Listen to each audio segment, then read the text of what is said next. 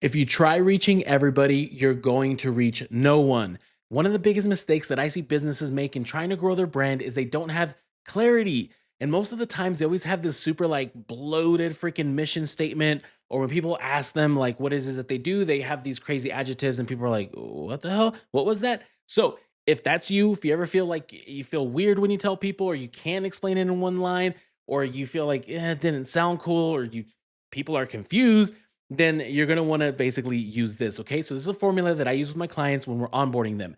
And it's again all of the time, like literally like 90% of the time, people just have this super bloated thing that just is full of fluff. I help visionary dads, or I help, you know what I mean? And it's like just super like adjectives that don't mean anything and leave people confused.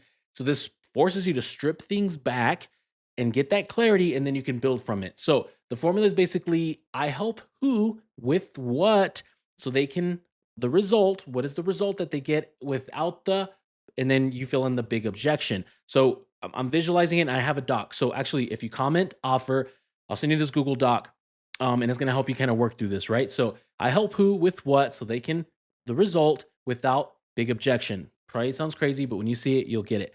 Let's break this down. So who is this for? Get specific about your audience. Okay. Is it parents? Is it grandmas? Is it grandpas? Is it a teacher? Is it a certain type of business owner? You know, I help electrical contractors if it's niche. Think about don't get crazy with the adjectives where they don't mean anything.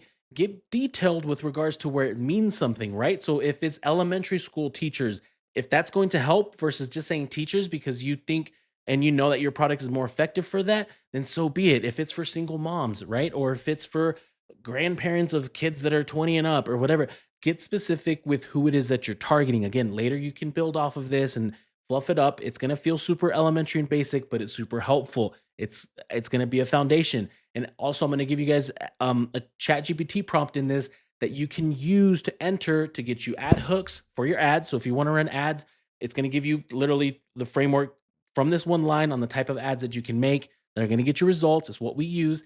And then it's also same for content. You want to make some content, it's going to hook you up with some cool hooks, some good content ideas based on what you're feeding it. Okay. So then the what is it that you're giving them? Right. Again, keep it simple at first. Don't get so crazy. So for me, it's ads. I might want to say something more robust. I'll build off of that. And those prompts are going to help you with that. But and simply, I help business owners with ads. Right. And then what's the result?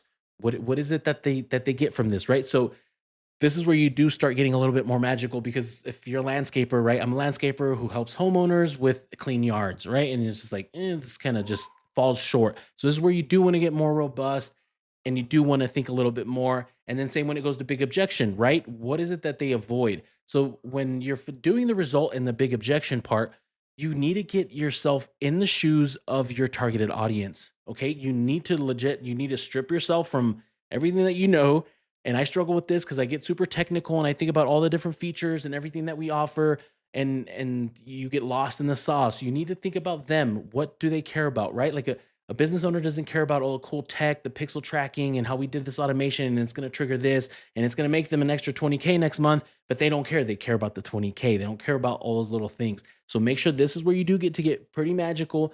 Put yourself in those shoes and think about the individual. And again, these prompts are going to help you with that as well. And that's for the result and the big objection, right? So once you fill this out, you're going to get a clean, just one simple statement of what it is that you offer, who it's for. You're going to get that clarity and you can build off of this. Later, you can refine it. You can make it more fit to your brand and the language that you want to use.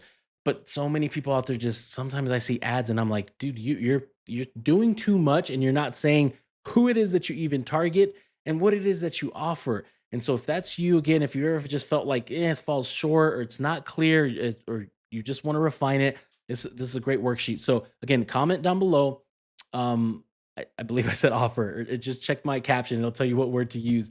And then I'm going to send it to you guys. And it's going to have those chat GPT prompts that are going to help you just flesh things out even more on how you want to apply it, whether it's emails, whether it's your ad hooks or what it's going to be. Okay. See you guys.